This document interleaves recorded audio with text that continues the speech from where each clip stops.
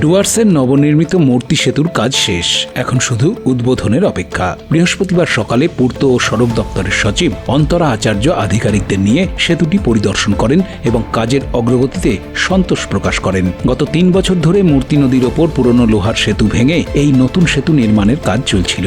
দীর্ঘ প্রতীক্ষিত এই সেতুটি চালু হলে এলাকার স্থবির হয়ে পড়া পর্যটন শিল্পে নতুন গতি আসবে বলে মনে করছেন সংশ্লিষ্ট মহল। পর্যটকদের সুবিধার্থে দ্রুত সেতুটি উদ্বোধনের আশ্বাস দিয়েছেন সচিব। এই ঘোষণায় মূর্তি এলাকার হোটেল ব্যবসায়ী, প্রান্তিক দোকানদার এবং টোটো চালকদের মধ্যে ফের সুদিনের আশা জেগেছে।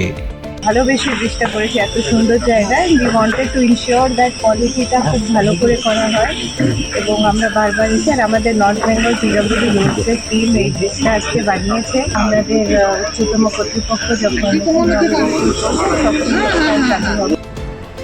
চালসা থেকে রহিদুল ইসলামের রিপোর্ট, উত্তরবঙ্গ সংবাদ অনলাইন।